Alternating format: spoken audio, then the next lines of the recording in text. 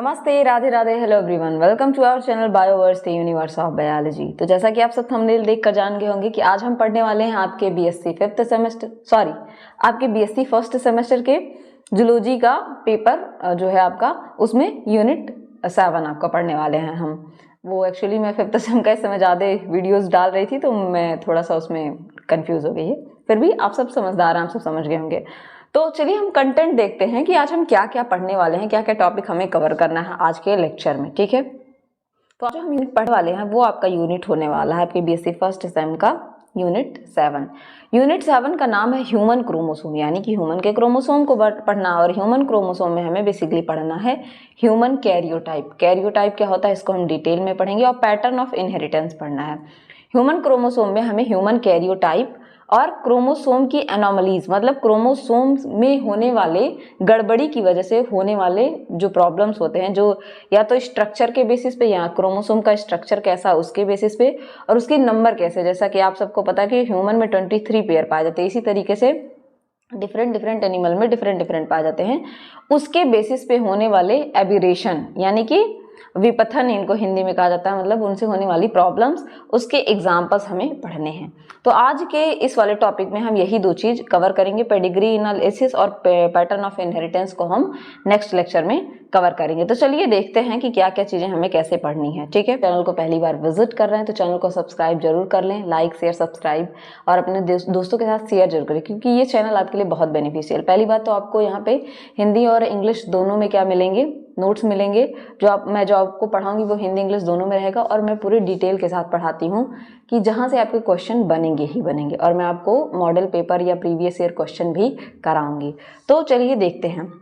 सबसे पहली चीज हमें क्या पढ़ना था, हमें क्रोमोसोम के बारे में पढ़ना था, ह्यूमन क्रोमोसोम। ठीक है, आपके उसमें क्या था कंटेंट में, ह्यूमन क्रोमोसोम के बारे में हमें पढ़ना था। ठीक है, अब ह्यूमन क्रोमोसोम जो हमें पढ़ना है, ह्यूमन क्रोमोसोम में हमें कैरियोटाइप और स्ट्रक्चरल एंड न्यूमेरिकल एबिरेशन पढ़ना है क्रोमोसोम का। तो कैरियोटाइप सबसे पहले हम जानेंगे। तो कैरियो का मतलब क्या होता है, कैरियन के बारे में आपने और भी सुना होगा पहले। कैरियन का मतलब होता है न्यूक्लियस।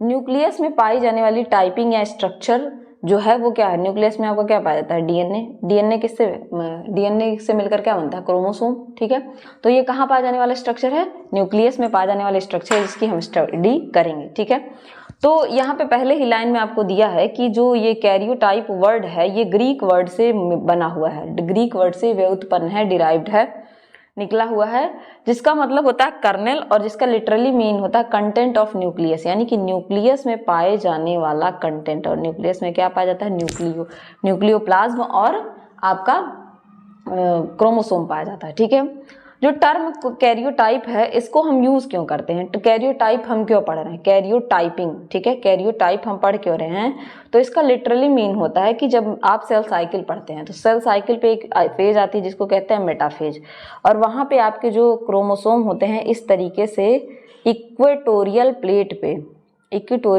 पे क्या होते हैं, आ जाते हैं, बीच में आ जाते हैं। इस तरीके से आपको पूरी तरीके से देख पाएंगे कि ये क्रोमोसोम है, ये क्रोमोसोम है, इस तरीके से दिखाई देते हैं।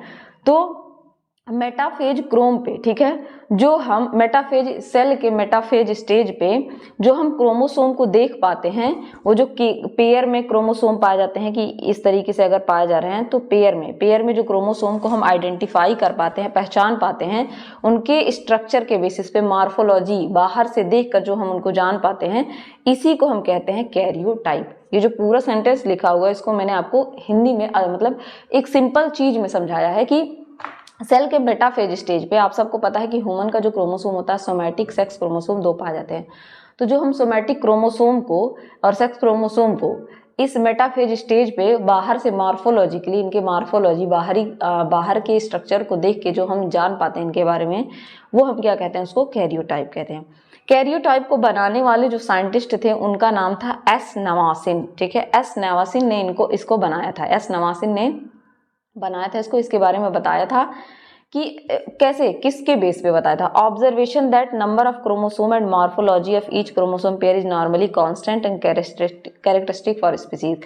उन्होंने बताया है किसके आधार पर, कि प्रत्येक जो क्रोमोसोम होता है उसकी जो स्ट्रक्चर होता है, ठीक है, उसका जो स्ट्रक्चर होता है और उसकी जो बाहर से वो जैसा दिखता है वो नॉर्मली सारे प्राणियों में क्या होता है, सारे एनिमल्स में क्या होता है, कांस्टेंट होता है, सारे स्पीसीज में क्या होता है, कांस्टेंट होता है। तो उन्होंने उसके स्ट्रक्चर को देख के बताया, ठीक है। कैरियोटाइप का जो कॉन्सेप्ट है वो फिनोटिपिक अपीयरेंस, यानी कि बाहर से देख कर जो चीजें आप बता सकते हैं वो कैरियोटाइप जो आपका है उसी पे बेस्ड है, उसी के आधार पे कैरियोटाइप है जो आप बाहर से देखकर बता सकते हैं, ठीक है। इट्स होमोलॉगस पेयर जो which helps to differentiate types of chromosome based on their morphology in individual. अभी मैं आपको कैरियोटाइप में स्ट्रक्चर दिखाऊंगी तो मॉर्फोलॉजी क्या होती है, इनकी अलग होती है। कोई क्रोमोसोम कैसा होगा, बड़ा होगा, कोई आपको छोटा दिखेगा, किसी में सेंट्रोमियर बीच में पाया जाएगा, किसी में सेंट्रोमियर ऐसे ऊपर की तरफ पाया जाएगा। तो मॉर्फोलॉजी के बेसिस पे ये क्या होंगे, अलग हो जाएंगे, डिफरेंशिएट होते हैं। और तो इसी वजह से कैरियोटाइप का जो आइडेंटिफिकेशन है, जो उसका आधार है, उसका जो बेसिस है, उसको बनाने का अलग अलग जो आपके 23 पेयर ऑफ ह्यूमन के क्रोमोसोम पढ़ेंगे वो किसके बेसिस पे है, उनकी मॉर्फोलॉजी, उनको बाहर से आप देखकर कैसे बता पा रहे हैं, ठीक है। कैरियोटाइपिंग क्या है, एक मेथड है अरेंजमेंट का, अरेंज करने का pair of homologous pair of homologous chromosome को इस तरीके से, जो आपके पेयर ऑफ होमोलॉगस क्रोमोसोम हैं उनको इस तरीके से 1 2 3 4 5 6 के 5 में अरेंज करना, उनके साइज के बेसिस पे। साइज के बेसिस पे कैसे, इसकी साइज देखिए सबसे बड़ी, उससे छोटा ये, उससे छोटा ये, उससे छोटा ये, उससे छोटा ये, उससे छोटा ये, उससे छोटा, उससे छोटा, उससे छोटा, इस तरीके से उनके साइज के बेसिस पे हमने क्या किया है, उनको अरेंज किया है। किस तरीके से, घटते क्रम में, ठीक है, डिसेंडिंग ऑर्डर में, घटते क्रम में, डिसेंडिंग ऑर्डर में हमने क्या किया है, उनको अरेंज किया, सबसे बड़ा, उसके बाद छोटा छोटा छोटा, सबसे छोटा, ठीक है। सबसे छोटा आपका होता है वाई क्रोमोसोम, ठीक है, सबसे छोटा होता है आपका वाई क्रोमोसोम, ठीक। एक्स और वाई पाए जाते हैं सेक्स क्रोमोसोम, उसमें सबसे छोटा क्रोमोसोम वाई क्रोमोसोम होता है, ठीक। तो इस तरीके से आपने देखा, तो यहाँ पे यही बताया गया है कि कैरियोटाइपिंग का मतलब होता है अरेंजमेंट करना पेयर ऑफ होमोलॉगस क्रोमोसोम को उनके साइज के बेसिस पे डिक्रीजिंग ऑर्डर में, घटते हुए क्रम में, ठीक है। कैरियोटाइपिंग करते क्या है, क्या जरूरत है कैरियोटाइपिंग की, तो अगर कोई एबनॉर्मलिटी या कोई दिक्कत आ जाती है क्रोमोसोम में, उसको आइडेंटिफाई क्रोमोसोम के स्ट्रक्चर में या नंबर में, ठीक है। यहाँ हम जब कैरियोटाइपिंग आपको मैंने अभी जो दिखाया उसमें क्या देख रहे हैं आप, 22 पेयर सोमैटिक क्रोमोसोम और एक पेयर सेक्स क्रोमोसोम देख रहे हैं। तो उनके नंबर में और उनका स्ट्रक्चर भी आप देख पा रहे हैं, तो उनके नंबर या स्ट्रक्चर में अगर कोई दिक्कत आती है तो उसको आइडेंटिफाई करने के लिए हम क्या करते हैं, कैरियोटाइपिंग करते हैं। कैरियोटाइपिंग की जरूरत इसीलिए है, ठीक है। फिर पूछा है कि कैरियोटाइपिंग जो है वो और भी चीज़ों में मदद करता है, जैसे कोई जो एनिमल है, कोई स्पीसीज है, जैसे ह्यूमन है, उनका इवोल्यूशन कैसे हुआ, उनकी उत्पत्ति कैसी हुई, उनका डेवलपमेंट कैसा हुआ, उनका विकास कैसा हुआ है, वो किस टैक्सा से बिलोंग करते हैं, टैक्सा नहीं टैक्सा रहेगा, यहाँ पे ए रहेगा, सही कर लीजिएगा, किस टैक्सा से बिलोंग करते हैं, इन सारी चीज़ों का ध्यान दिया जाता है, इन सारी चीज़ों का पता लगता है कैरियोटाइपिंग से। अब कैरियोटाइपिंग भी आपका 2 तरीके का होता है और इसको इस तरीके की कैरियोटाइपिंग को हम सिमेट्री, उनकी समिति, सिमेट्री का मतलब होता है कि अगर मान लीजिए सिमेट्रिकल है तो उसको अगर 2 पार्ट में डिवाइड करें, तो मान लीजिए अगर ह्यूमन है, ह्यूमन इस तरीके से है, ठीक है, इसको अगर आप 2 पार्ट में डिवाइड करेंगे तो ये अच्छे से 2 पार्ट में, एक आंख इधर, एक आंख इधर, एक कान इधर, एक कान इधर, एक हाथ, एक पैर इधर, एक बराबरी में बट जाएगा। सेम अगर एसिमेट्रिकल है तो उनका डिवीजन इस तरीके से होगा, वो बराबर नहीं बटेंगे, ठीक है, बराबरी में उनका डिवीजन नहीं होगा। इसको इस बेसिस पे कैरियोटाइपिंग करने वाले एक साइंटिस्ट थे जिनका नाम है जी लेविट्ज्की, ठीक है, जी लेविट्ज्की या लेविट्ज्की, जैसा भी आप बोल पाए, लेविट्ज्की जो है इसको डिवाइड करते हैं 2 टाइप में। सिमेट्रिकल, सिमेट्री मैंने अभी बताया 2 बराबर भागों में बट जाए, तो यहाँ पे क्रोमोसोम को जो सेट होते हैं अप्रॉक्सीमेटली सेम साइज के होते हैं, मतलब सेम साइज के क्रोमोसोम रहेंगे और उनके जो सेंट्रोमियर होंगे, जो बीच में सेंट्रोमियर होता है, मेडियन होगा या सब मेडियन, यानी कि बीच में पाया जाएगा या थोड़ा सा ऊपर पाया जाएगा, ठीक है, मेडियन या सब मेडियन होंगे। होमोजीनस कैरियोटाइपिंग होती है, मतलब सेम टाइप के जीन्स इसमें पाए जाएंगे, प्रिमिटिव कैरियोटाइपिंग को माना जाता है। दूसरी कैरियोटाइपिंग है एसिमेट्रिकल कैरियोटाइपिंग में क्या होती है, इनमें वेरिएशन बहुत ज़्यादा पाया जाता है साइज में, ठीक है, और इनके सेंट्रोमियर के पोजीशन में भी कोई यहाँ टीलोमेरिक हो जाएगा, ठीक है, कोई यहाँ पे इस साइड में पाया जाएगा, तो इनके सेंट्रोमियर में वेरिएशन। ऊपर वाले में क्या था, मेडियन या सब मेडियन, अगर मेडियन होगा तो अगर आप इसको डिवाइड करेंगे तो अलग अलग बट जाएगा, लेकिन अगर यहाँ पे सेंट्रोमियर है तो इसको डिवाइड करेंगे तो एक आर्म आपको बड़ा मिलेगा, एक छोटा मिलेगा, ठीक है। पोजीशन ऑफ सेंट्रोमियर चेंज होता रहता है, मेडियन हो सकता है, सब मेडियन हो सकता है, सब टर्मिनल हो सकता है, टर्मिनल हो सकता है, ठीक है। और इनको एडवांस या स्पेशलाइज्ड टाइप का कैरियोटाइप कहा जाता है। पैरामीटर क्या है, किसी कैरियोटाइप को बनाने का पैरामीटर क्या है? जो आप कैरियोटाइप यहाँ देख रहे हैं, ये देख रहे हैं कैरियोटाइपिंग, इसको बनाने का पैरामीटर क्या है, किस पैरामीटर पे, क्या मापन है, क्या पैमाना है इसको बनाने का, कैसे हम बनाते हैं, ठीक है। तो हम इसका पैमाना क्या रखते हैं, number of set of chromosome. जैसे हम लोगों में कितने हैं, ह्यूमन में 23 पेयर, ठीक, 2n। Relative length of chromosome, कितना लेंथ है क्रोमोसोम का। आर्म रेशियो क्या है, 2 आर्म पाए जाते हैं अगर क्रोमोसोम को इस तरीके से आप डिवाइड करें, सेंट्रोमियर, ये पेटाइट और क्यू, ठीक है, 2 आर्म पाए जाते हैं, लॉन्ग और शॉर्ट आर्म, इनके पोजीशन के बेसिस पे, ठीक है। पोजीशन ऑफ सेकेंडरी कॉन्स्ट्रिक्ट, इस तरीके से आपका सेंट्रोमियर के बाद भी एक यहाँ पे कॉन्स्ट्रिक्ट, सेकेंडरी कॉन्स्ट्रिक्ट कभी कभी पाया जाता है, ये सेकेंडरी कॉन्स्ट्रिक्ट के बेसिस पे। Position of size of nucleolus and satellite, nucleolus का साइज क्या है, और सैटेलाइट क्रोमोसोम, सैट क्रोमोसोम पाए जाते हैं सैटेलाइट क्रोमोसोम पे, इस तरीके से तार लाइक स्ट्रक्चर सैटेलाइट क्रोमोसोम अभी मैं दिखाऊंगी, उनके बेसिस पे। स्टेनिंग रिएक्शन, अगर हम क्रोमोसोम को कलर करते हैं तो 2 रीजन मिलता है, हेट्रोक्रोमेटिक, और ये आपको मैं बढ़ा चुकी हूँ न्यूक्लियस का स्ट्रक्चर, हेट्रोक्रोमेटिक और यूक्रोमेटिक, ठीक है।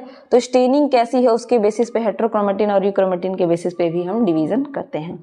थोड़ा सा हम जानेंगे ह्यूमन कैरियोटाइप के बारे में। ह्यूमन का ही क्रोमोसोम आपको पढ़ना है, तो कैरियोटाइप भी हम ह्यूमन के बारे में ही पढ़ रहे हैं। तो आप सबको पता है कि ह्यूमन का जो सेल है उसमें जो न्यूक्लियस है, न्यूक्लियस में जो क्रोमोसोम पाए जाते हैं, कितने पाए जाते हैं, 46 पेयर, 46 पेयर क्रोमोसोम पाए जाते हैं, जो जिसमें से 44 यानी कि 44 यानी कि 22 पेयर क्या होते हैं, ऑटोसोम होते हैं। ये ऐसे क्रोमोसोम होते हैं जो आपकी स्किन बनाएंगे, बहुत सारी चीजें बनाएंगे, लेकिन ये मतलब जब रिप्रोडक्शन जो होता है, रिप्रोडक्शन किसका होता है, ओवा का और स्पर्म का। इस रिप्रोडक्शन में ये वाली चीजें पार्टिसिपेट नहीं करेंगी, केवल और केवल सेक्स क्रोमोसोम जो कि XX फीमेल के लिए, XY मेल के लिए, यही एक पेयर का मतलब 2, यही 2 जाके पार्टिसिपेट करेंगी, जो कि XX फीमेल के लिए और XY मेल के लिए होती हैं। माइटोटिक फेज पे देखा जाता है कि 46 जो क्रोमोसोम हैं, ये 2 आइडेंटिकल सिस्टर क्रोमेटिड बनाती हैं। आइडेंटिकल सिस्टर क्रोमेटिड का मतलब जान पहचान वाली सिस्टर क्रोमेटिड बनाएंगी। ये रहा आपका मेटाफेज, मेटाफेज पे इस तरीके से आपको आइडेंटिकल सिस्टर क्रोमेटिड देखने को मिलेंगी। जब इनको हम स्टेन करते हैं, जब इनकी कलरिंग करते हैं, तो ये हमें अप्रोप्रिएटली साइज, शेप और बेंडिंग के पैटर्न में दिखती हैं, ठीक है। अगर क्रोमोसोम की बात की जाए तो 22 पेयर ऑफ क्रोमोसोम क्या पाया जा रहा है, ऑटोसोम, और 1 पेयर सेक्स क्रोमोसोम पाया जा रहा है, जो इस तरीके से साइज के बेसिस पे आपको अरेंज यहाँ दिखाया जा रहा है। इसके कुछ जो क्रोमोसोम है उनके कुछ कैरेक्टर हैं, जैसे कि मैं अगर बात करूँ, जो क्रोमोसोम नंबर 1 है ऑटोसोम का, क्रोमोसोम नंबर 1 वो सबसे लार्जेस्ट क्रोमोसोम है। कैसा क्रोमोसोम है, सबसे लार्जेस्ट, सबसे बड़ा क्रोमोसोम वही है, ठीक है। ये ऑटोमेटिकली आपको पता होना चाहिए, क्योंकि सबसे बड़ा डिक्रीजिंग ऑर्डर में अगर हम कैरियोटाइपिंग कर रहे हैं ह्यूमन क्रोमोसोम की, घटते क्रम में कर रहे हैं, तो सबसे बड़ा वाला सबसे पहले आएगा, तो क्रोमोसोम नंबर 1 सबसे बड़ा होगा। क्रोमोसोम नंबर 21 सबसे स्मॉलेस्ट है, किसका, ऑटोसोम में सबसे स्मॉलेस्ट कौन सा है, 21 नंबर वाला, और सबसे बड़ा 1 नंबर वाला। और जो जर्माइनल क्रोमोसोम है, एक्स क्रोमोसोम और वाई क्रोमोसोम, क्रोमोसोम है एक्स क्रोमोसोम और वाई क्रोमोसोम, उसमें से एक्स क्रोमोसोम को हम सेक्स क्रोमोसोम और वाई को भी सेक्स क्रोमोसोम कहते हैं। एक्स क्रोमोसोम इंटरमीडिएट साइज का है, बीच का साइज है उसका, ना ही बहुत ज़्यादा बड़ा है ना ही बहुत ज़्यादा छोटा है। और वाई क्रोमोसोम क्या है, same size as chromosome 22, same जो 22 का साइज है उसी की तरह छोटा सा, ठीक है। अब हम चल के देखते हैं। तो हमने क्रोमोसोम की कैरियोटाइपिंग की, 23 पेयर ऑफ क्रोमोसोम हैं। ये आपके यहाँ पे 23 दिख रहे हैं, 1 2 3 4 5 6 7 8 9 10 11 12 13 14 15 16 17 18 और नीचे आपकी 19 20 21 22 और ये 2 सेक्स क्रोमोसोम एक्स और वाई। तो वहाँ पे क्या पता चला आपको, 21 सबसे छोटा है और फर्स्ट वाला सबसे लार्ज है। और एक्स और वाई क्रोमोसोम में एक्स क्रोमोसोम क्या है, इंटरमीडिएट शेप का है, ना बहुत ज़्यादा बड़ा है ना छोटा है। वाई क्रोमोसोम का सेम क्रोमोसोम है इसकी तरह, किसकी तरह, 22 की तरह। तो ये था कुछ ह्यूमन कैरियोटाइप के बारे में, सेम चीज़ें यहाँ भी दी गई हैं। तो ह्यूमन कैरियोटाइपिंग हम कैसे करते हैं ये हमने पढ़ लिया। अब हम क्रोमोसोम की एनोमलीज के बारे में जानेंगे। क्या पढ़ेंगे, variation in chromosome structure and number, या एनोमलीज जिसको कहते हैं, ठीक है। क्रोमोसोमल एबेरेशन क्या कहते हैं, नाम में लिख दूं, क्रोमोसोमल एबेरेशन कहते हैं हम इसको, ठीक है। क्रोमोसोमल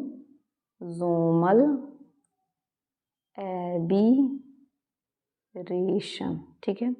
मतलब क्रोमोसोम के स्ट्रक्चर या फंक्शन में अगर कोई दिक्कत आती है, ठीक है, उसको कहते हैं हम क्रोमोसोमल एबेरेशन। अभी आपने क्रोमोसोम का स्ट्रक्चर और फंक्शन देखा, कैरियोटाइपिंग आपने की तो क्रोमोसोम का आपने स्ट्रक्चर देखा ना, इस तरीके से क्रोमोसोम का स्ट्रक्चर आपने देखा सेंट्रोमियर के बेसिस पे और सैटेलाइट क्रोमोसोम के बेसिस पे उनकी क्या की गई, कैरियोटाइपिंग। तो क्रोमोसोम के जो ये वेरिएशन है, जो ये भिन्नता पाई जा रही है, उसके बारे में हम जानेंगे। जेनेटिक वेरिएशन का मतलब क्या होता है कि genetic differences between member of the same species, same species के मेंबर में जेनेटिक का डिफरेंसेस पाया जाना। एलील आप सबको पता है, ये रहा क्रोमोसोम, ये इसका एलील है, म्यूटेंट वेरिएशन कहते हैं। Refers to variation within specific gene, specific gene में variation. Change in chromosome structure are referred to as a chromosome mutation. Chromosome के स्ट्रक्चर में अगर कोई चेंज आता है, दिक्कत होती है, अभी आप समझेंगे, उसको म्यूटेशन कहते हैं या क्रोमोसोम एबेरेशन कहते हैं, ठीक है।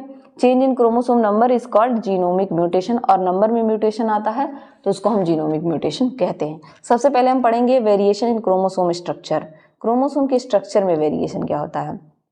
तो क्रोमोसोम के स्ट्रक्चर में वेरिएशन या तो इनके टोटल जेनेटिक मटेरियल जो है उसमें चेंज होगा, इंक्रीज हो जाएगा, डिक्रीज हो जाएगा। पूरा जो जेनेटिक मटेरियल है इनका, ठीक है, न्यूक्लियस में जो पूरा जेनेटिक मटेरियल पाया जा रहा है उसमें या तो ये ज़्यादा हो जाएंगे या कम हो जाएंगे, ठीक है, डिक्रीज हो जाएंगे या इंक्रीज होंगे या रीअरेंज हो जाएंगे, ठीक है।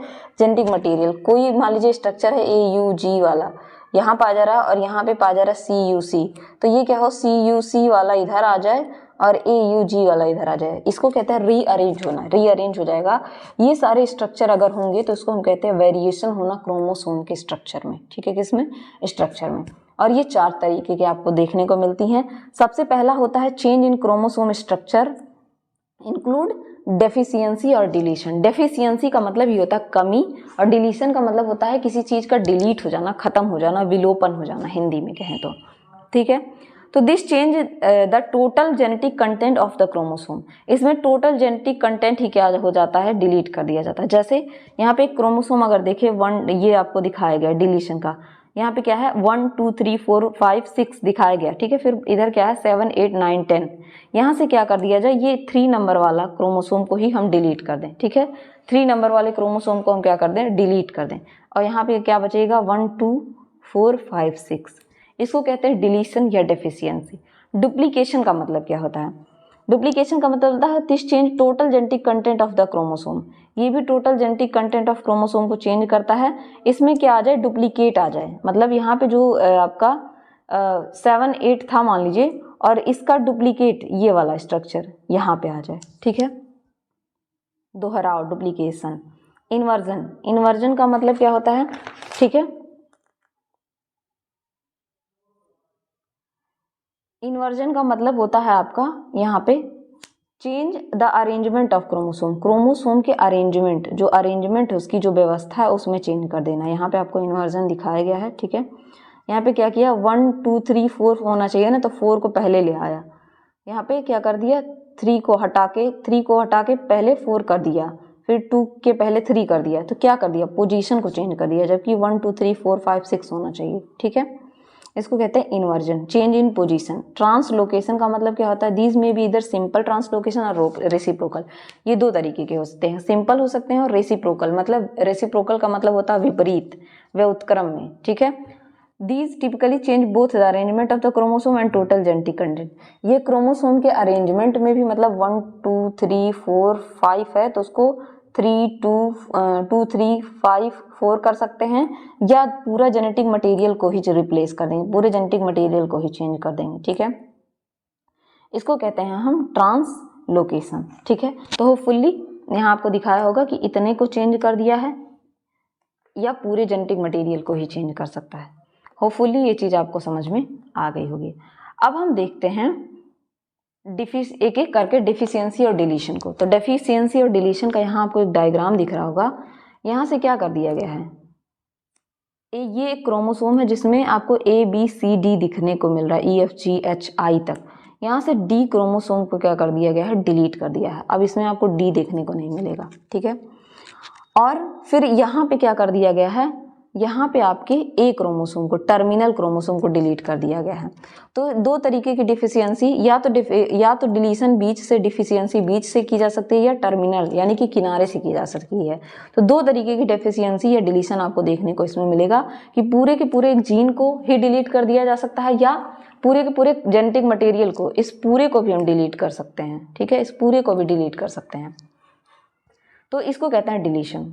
तो क्रोमोसोमल डिफिशियंसी इसमें क्या होता है, result of break in chromosome, break तोड़ दिया गया और डिलीट कर दिया उसको। After break the piece without centromere will be lost, जो जिसमें जो पीस आएगा उसमें सेंट्रोमियर अगर नहीं है तो वो लॉस हो जाएगा, खत्म हो जाएगा। इसको कहते हैं टर्मिनल डिफिशियंसी, जो ये ऊपर वाला है। जब यहाँ पे सेंट्रोमियर से अटैच नहीं है तो ये लॉस हो जाएगा, इसको कहते हैं टर्मिनल डिफिशियंसी। अगर क्रोमोसोम जो है ब्रेक एट 2 लोकेशन, 2 लोकेशन पे ब्रेक हो रहा है, एंड एंड पीस रीजॉइन, और मतलब यहाँ बीच से कट किया जा रहा है और एंड वाले पीस इसको ज्वाइन कर सकते हैं, तो इसको कहते हैं इंटरस्टिशियल डिफिशियंसी, मतलब जिनके बीच वाले पॉइंट को जोड़ के फिर हम नया बना सकते हैं। ठीक, टर्मिनल वाले में क्या था, वो पूरा हट गया, ज्वाइन नहीं होगा आगे। रिकॉम्बिनेशन में ऑल्सो प्रोड्यूस डिफिशियंसी। रिकॉम्बिनेशन, जब आप पढ़ते हैं सेल में जब आप मियोसिस पढ़ते हैं तो मियोसिस में सेल के अंदर इस तरीके से क्रोमोसोम में क्या होता है, पेयर ऑफ क्रोमोसोम है, तो इस तरीके से क्या होता है, रिकॉम्बिनेशन होता है, एक्सचेंज ऑफ जेनेटिक मटेरियल। इसकी वजह से भी डिफिशियंसी हो सकती है। मान लीजिए इसका कुछ कैरेक्टर इसमें चला गया, कुछ कैरेक्टर गया नहीं गया तो क्या हो जाएगी, डिफिशियंसी हो जाएगी, कमी हो जाएगी, इसी को कहते हैं। इफेक्ट ऑफ डिफिशियंसी जो है, डिफिशियंसी का इफेक्ट उसके साइज पे इफेक्ट डिपेंड करता है कि इसका साइज कैसा है, if size of deletion, and whether it include genes और प्रोपोर्शन ऑफ जीन, या जीन कितना बड़ा है कितना छोटा है उसके बेसिस पे। अब इसका एग्जांपल आपको पढ़ना है, तो इसका एग्जांपल है cry du chat syndrome. Cry du chat syndrome human में किसकी डिफिशियंसी उससे होता है, क्रोमोसोम नंबर 5 जो हमारे में है, 23 पेयर ऑफ क्रोमोसोम है, उसमें से जो क्रोमोसोम नंबर 5 है उसके शॉर्ट आर्म, 2 आर्म होते हैं, ये बड़ा वाला हो गया, ये छोटा वाला, ये जो छोटा वाला आर्म है इसकी डिफिशियंसी हो जाती है। प्रेडर विलाई और एंजलमैन सिंड्रोम क्रोमोसोम नंबर 15 पे, तो 2 डिफिशियंसी होती है। कौन कौन सी, cri du chat syndrome chromosome number 5 का शॉर्ट आर्म में क्या होती है, उसकी डिफिशियंसी हो जाती है, उसकी कमी से होती है। प्रेडर विलाई और एंजलमैन सिंड्रोम क्रोमोसोम नंबर 15 की वजह से होता है। ठीक है, तो होपफुली आपको समझ में यहाँ भी वही चीज़ दिखाई गई है कि किस तरीके से टर्मिनल डिलीशन है और किस तरीके से इंटरस्टिशियल डिलीशन है, इसके बारे में आपको दिखाया गया है। ठीक है, यहाँ पे हिंदी भी आपको दिया गया है, अगर आपको इंग्लिश नहीं समझ में आती है देन आप हिंदी भी पढ़ सकते हैं। डुप्लीकेशन, दूसरा क्या है, डुप्लीकेशन। डुप्लीकेशन में क्या होता है, a duplication creates extra genetic material. Duplication क्या क्रिएट करता है, एक्स्ट्रा जेनेटिक मटेरियल। डुप्लीकेट, यहाँ पे आप देखेंगे, अगर इस स्ट्रक्चर को आप देखेंगे डुप्लीकेशन के, यहाँ क्या हो रहा है, आपका एक क्या है, नॉर्मल क्रोमोसोम है। नॉर्मल क्रोमोसोम में A B C D E F G H आपको देखने को मिल रहा है। अब यहाँ पे क्या हुआ, इस वाले क्रोमोसोम में B और B C का क्या होगा, डुप्लीकेट आ गया।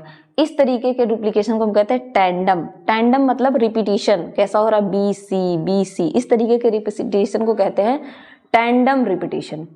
दूसरा क्या हो गया, दूसरा आपको दिखेगा रिपीटिशन किस टाइप का, रिवर्स टैंडम। रिवर्स टैंडम में क्या होगा, एक बार बी सी आएगा तो दूसरी बार सी बी आएगा, एक बार बी सी आएगा तो दूसरी बार सी बी आएगा। इस तरीके के रिपीटिशन को कहते हैं रिवर्स। और डिस्प्लेस्ड होता है कि एक अगर ए यहाँ पे बी सी आ रहा है तो दूसरा इस वाले आर्म में बी सी आएगा। इस तरीके को कहते हैं डिस्प्लेस्ड टैंडम। तो होपफुली आपको रेपिटेशन समझ में आ गया होगा कि किस तरीके का होता है। नॉर्मल क्रोमोसोम में एक ही जो जीन है उसका 2 बार रिपीट होना, और वो रिपीटिशन टैंडम हो सकता है, BC बार बार आए। रिवर्स हो सकता है BC CB BC CB, या अलग अलग जगहों पे आए, डिस्प्लेस्ड हो सकता है। ठीक, डुप्लीकेशन की बात करें तो क्रिएट्स एक्स्ट्रा जेनेटिक मटेरियल, जैसा कि मैंने आपको दिखाया कि एक्स्ट्रा जेनेटिक मटेरियल यहाँ पे BC था, BC फिर आने की जरूरत क्या थी।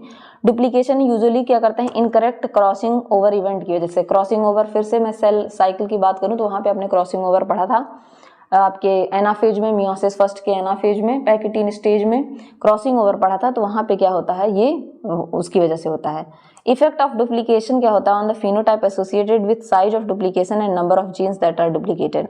जो इफेक्ट है इसका किस पे डिपेंड करता है, उसके फिनोटाइप पे, कैसा दिखता है, उसकी साइज क्या है, कितना नंबर है, उसके बेसिस पे। यूजुअली डिटर्मिनेशन क्या होता है, लेस डिट्रीमेंटल देन डिलीशन।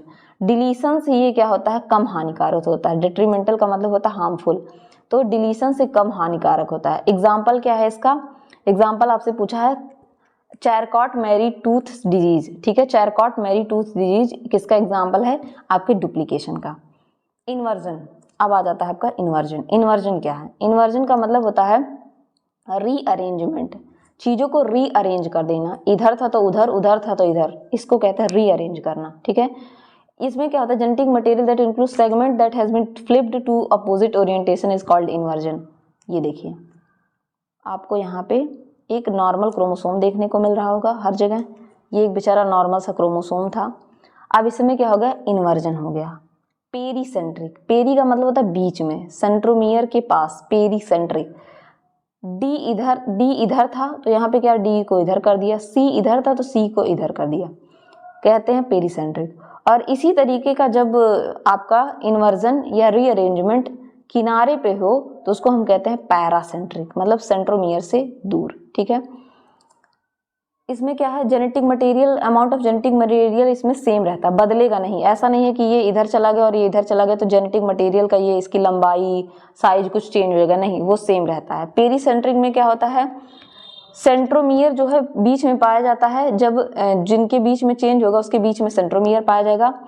और पैरासेंट्रिक में क्या होता है, सेंट्रोमियर उससे अलग बाहर पाया जाता है, जिसमें ये चेंज होगा उसके बाहर पाया जाएगा, ठीक है।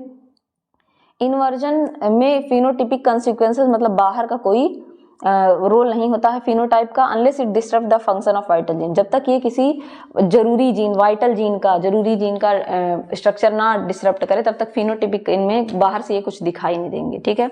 एग्जाम्पल क्या है, हीमोफीलिया। हीमोफीलिया के आप बारे में आप सबने सुना होगा, टाइप ए टाइप का है।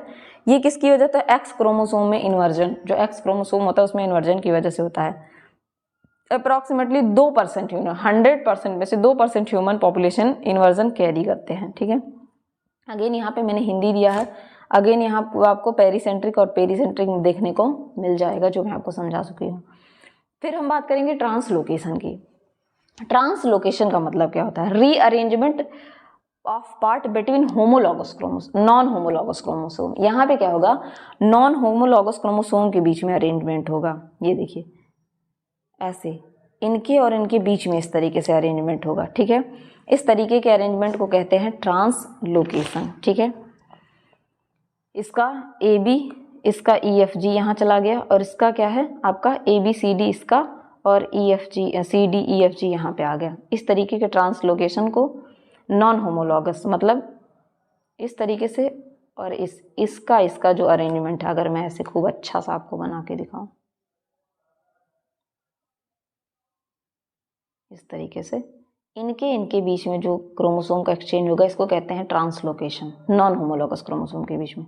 दो तरीके के होते हैं, रेसिप्रोकल, जिनको नॉन रॉबर्टसोनियन कहते हैं, और रॉबर्टसोनियन भी हो सकते हैं। ट्रांसलोकेशन दो तरीके का हो सकता है, बैलेंस्ड, अनबैलेंस्ड। बैलेंस में क्या होता है, exchange of material with no genetic information, extra और missing, and ideally full functionally, ठीक है, बिना किसी जो जेनेटिक मटेरियल है उसके चेंज के ये होंगे, ठीक है, या प्रेजेंट नहीं होगा उनमें जेनेटिक मटेरियल। अनबैलेंस्ड क्या होते हैं, जहाँ पे exchange of chromosome material is unequal, resulting in extra या मिसिंग। अनइक्वल होगा जिसमें एक के पास एक्स्ट्रा चला जाएगा, एक के पास मिसिंग हो जाएगा। जैसे ये बड़ा है, ये छोटा है, ये बड़ा है और ये छोटा है, इस तरीके से इक्वल भी हो सकता है, सेम भी हो सकता है, और अनइक्वल भी हो सकता है, ठीक है। रेसिप्रोकल टाइप वाला क्या होता है, ठीक है। रेसिप्रोकल में क्या होता है, बेसिकली रेसिप्रोकल में यूजुअली एक्सचेंज ऑफ मटेरियल किस में होता है, नॉन होमोलॉगस क्रोमोसोम के बीच। नॉन होमोलॉगस अभी मैंने बताया, ये एक पेयर ऑफ क्रोमोसोम है, ये एक पेयर ऑफ क्रोमोसोम है, तो ये इन दोनों के बीच में। Usually harmless may be found through prenatal diagnosis, ठीक है। बच्चे जब भ्रूण में, मतलब मम्मी के पेट में पाए जाते हैं, तभी इसका हम जांच कर सकते हैं। यूजुअली हार्मलेस होते हैं, मतलब बहुत ज़्यादा नुकसान नहीं करते हैं। However carries of balanced reciprocal translocations have increased risk of creating gametes with unbalanced chromosome translocating, leading the miscarriage or children with abnormalities। हालांकि ऐसा देखा गया है, जो बैलेंस्ड वाले क्रोमोसोम हैं उनके जो मतलब कैरियर्स हैं, उनमें क्या होगा, गुणसूत्र जो है उनमें बैलेंस्ड वाले में जो है उनमें क्या होता है कि डेथ का या मिसकैरेज का बच्चे में, मदर में रिस्क ज़्यादा होता है इन कंपैरिजन टू किसके, अनबैलेंस्ड वाले से। बैलेंस्ड वाले में क्या होगा, रिस्क ज़्यादा होता है एबनॉर्मलिटी का, ठीक है।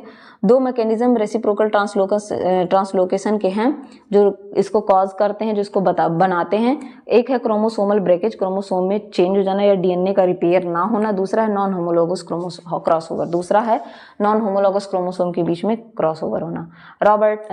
रॉबर्टसोनियन क्या है, इसमें दो एक्रोसेंट्रिक क्रोमोसोम का मतलब क्या होता है, जिनमें सेंट्रोमियर ना पाया जाए, ठीक है, ये सेंट्रोमियर ना पाया जाए। Acrocentric chromosome that fuse near the centromere region with loss of short arm, जो सेंट्रोमियर के पास आके फ्यूज हों और शॉर्ट आर्म इनका ना रहे। जब एक्रोसेंट्रिक का तो मतलब एक ही यहाँ पे एक ही आर्म रहेगा, आके ये फ्यूज करें तब ये होता है।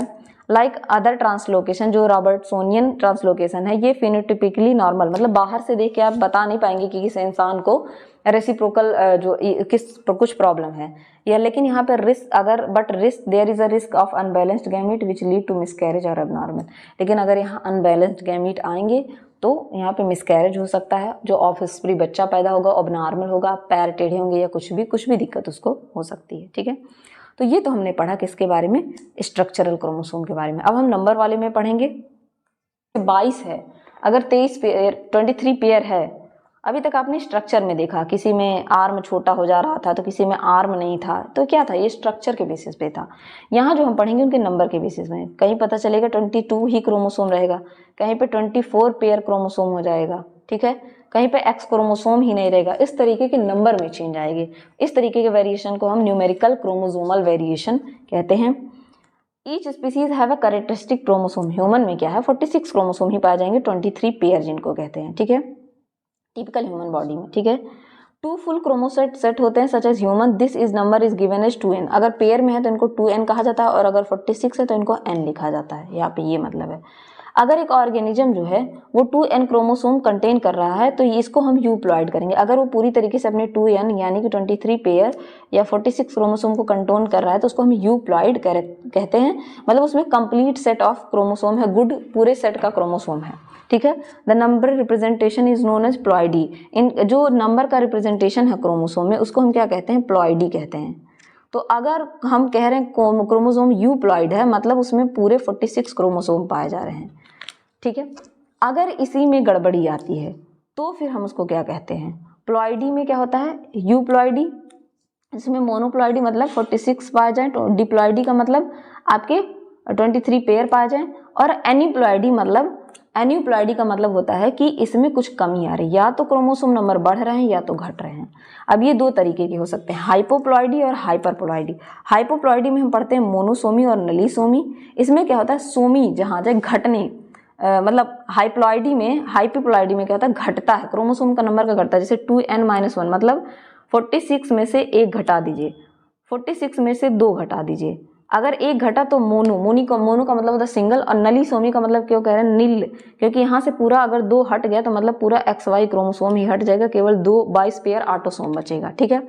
हाइपरप्लॉइडी का मतलब होता है यहाँ पे नंबर इंक्रीज होगा। देखिए 2n मतलब 46 के साथ एक और जोड़ दीजिए, यहाँ पे 46 के साथ 2 जोड़ दीजिए, तो ट्राइसोमी। अगर 1 जुड़ा तो ट्राई मतलब 1 जुड़ा ट्राई, और अगर 2 जुड़ा तो टेट्रासोमी उसको हम कहते हैं। तो एनोप्लॉइडी का मतलब क्या होता है, जब सेट ऑफ क्रोमोसोम में क्या हो, या तो वहाँ पे 1 और मोर क्रोमोसोम हो जाए नॉर्मल क्रोमोसोम में, या कोई मिसिंग हो जाए, ठीक है। जो यूजुअल नंबर है 46, या तो उससे कम हो जाए या तो उससे ज़्यादा हो जाए। मोनोप्लॉइडी मतलब loss of entire set of chromosome. Monoploidy जो यहाँ पढ़ रहे थे इसका मतलब होता है पूरे सेट ऑफ क्रोमोसोम का ही क्या हो जाना, गायब हो जाना, ठीक है। यूप्लॉइडी का मतलब होता है डुप्लीकेटेड क्रोमोसोम आपके आ जाएंगे, जिसमें आप कई तरीके के पढ़ते हैं। बेसिकली हमें एन्यूप्लॉइडी पढ़ना है। एन्यूप्लॉइडी में हम क्या पढ़ेंगे, नलीसोमी और मोनोसोमी किसका पार्ट है, हाइपोप्लॉइडी का। हाइपोप्लॉइडी का पार्ट है नलीसोमी और मोनोसोमी, जिसमें से हम पढ़ेंगे क्या, आपका नलीसोमी। नलीसोमी में क्या होता है कि ये ऐसे क्रोमोसोम होते हैं जिनमें, जैसे 46 क्रोमोसोम है, 46 में से 2 कम कर दीजिए, कितना बचा, 44। और 44 क्या होते हैं, हमारे ऑटोसोम होते हैं। ऑटोसोम मतलब जो सोमैटिक सेल होते हैं, यही बचेंगे। यहाँ पे पूरा क्या होगा, आपका 2 क्रोमोसोम ही, XY क्रोमोसोम ही गायब हो जाता है। मोनोसोमी में मैंने ऊपर आपको बताया, यहाँ पे क्या होता है, मोनोसोमी में सिंगल क्रोमोसोम मतलब 46 में से आप 1 घटा दीजिए, यहाँ पे 45 क्रोमोसोम बनता है। X क्रोमोसोम क्या होता है, यहाँ पे डिलीट हो जाता है, ठीक है। ट्राइसोमी का मतलब क्या होता है, एक क्रोमोसोम आप 46 में +1 ऐड कर दीजिए, 47 क्रोमोसोम यहाँ पे हो जाते हैं। टेट्रासोमी में क्या होता है, 46 में आप 2 जोड़ दीजिए, कितने हो जाएंगे, 48 क्रोमोसोम यहाँ पे हो जाते हैं। अब इनके आप देखें, ये हैप्लॉइड है, एन में दिख रहे हैं आपको, हैप्लॉइड है। ये डिप्लॉइड जब 2-2 पेयर में दिखने लगे आपको, ये अगर ट्रिप्लॉइड है इस तरीके से आपको अगर आप दिखने लगे, और ये टेट्राप्लॉइड है 4-4 में जब दिखने लगे, ठीक है। यहाँ पे आपको यही दिखाया गया। जेनेटिक डिसऑर्डर क्या होता है एन्यूप्लॉइडी की वजह से, तो ह्यूमन एम्ब्रियो जो है अगर उसमें मिसिंग कॉपी है ऑटोसोम की, तो उसे नॉन सेक्स क्रोमोसोम कहते हैं। मतलब वो सेक्स मतलब जेनेटिक मटेरियल को आगे पहुंचाने का काम नहीं करते हैं, बर्थ उनकी वजह से कोई इफेक्ट नहीं होता, ठीक है। दूसरे वर्ड में कहें, ऑटोसोमल मोनोसोमीज आर ऑलवेज लीथल। अगर ऑटोसोमल मोनोसोमी होगा तो वो हमेशा लीथल होगा, मतलब डेंजरस होगा। This is because embryo have too low doses of protein and other gene product that encode by gene and missing chromosome, ठीक है।